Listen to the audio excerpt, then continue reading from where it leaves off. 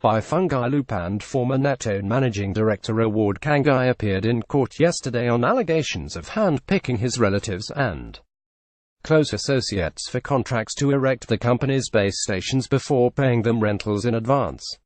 Former Net1 managing director Reward Kangai speaking during the Easy Call Net1 Cup press conference. It is alleged that he prejudiced the telecommunications company of millions of dollars. Kangai is also accused of choosing service providers for the company without following tender procedures. He is facing 21 counts of criminal abuse of duty and was remanded to January 31 on $800 bail. As part of his bail conditions, Harare magistrate Musrumbidzai Mugwagwa ordered Kangai to surrender his passport, report to the police once a week and not to interfere with witnesses. His lawyer Mr. Nyashi Munetsi said he had issues with the legality of his client's arrest. There are no reasonable grounds to suspect that the accused committed the offense. He was summoned at the Zimbabwe Anti-Corruption Commission and he gave them detailed information, said Mr. Munetsi. Netone concealed all the documents to the investigating officer and ZACC was obliged to follow up and investigate. None of that transpired. Prosecuting Ms. Linda Gadzikwa alleges that sometime in October 2014, Kangai unlawfully and corruptly sanctioned payment of rentals in advance for 4 base stations without authorization and approval from the board of directors. Kangai allegedly showed favor to Bopela Family Trust by sanctioning the advance rental payment of $10,500, which covered a period of 21 months. Richwood Sports Club was paid $33,000, which covered a period of 5 years, while Avondale Christian Church was paid $27,000, which covered 3 years. It is alleged that House No. 514 Chipemba Road, Windsor Park in Ruwa, Harare was paid $5,400. The court heard that Netone has no provision for advance rental payments and the lease agreements entered between the company and base station landlords have no provision for such. It is alleged that Kangai's conduct was prejudicial to Netone and other landlords whose rentals were not paid. Kangai also approved a loan of $80,000 to Bopela Group Private Limited without approval of the board. It is alleged that the loan approval was outside Netone's mandate. The company lost $155,900.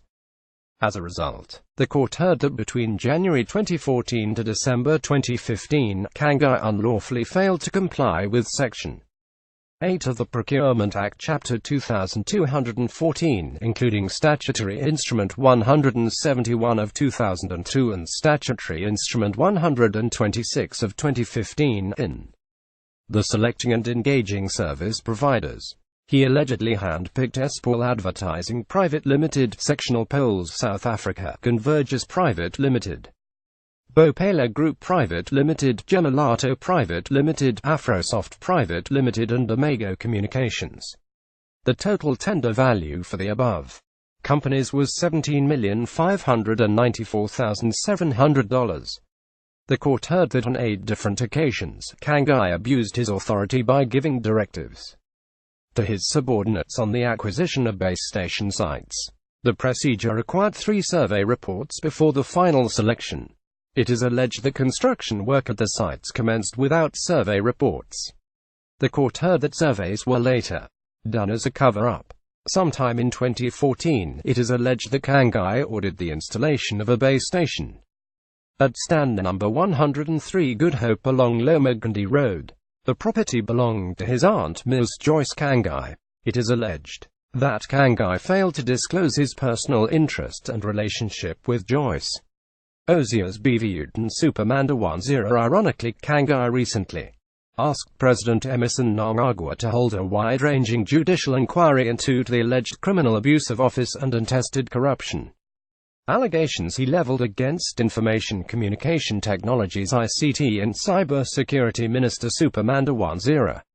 Kangai, who was fired in 2016 after an external auditor PricewaterhouseCoopers completed a board-sanctioned probe into the goings-on at the Netone mobile phone operator, asked Mnangagwa in a December 28, 2017 letter to urgently hold a commission of inquiry, the country's most powerful kind of judicial probe into the minister's portfolio to unravel what he called the birth and growth of a cartel in the ICT sector in Zimbabwe.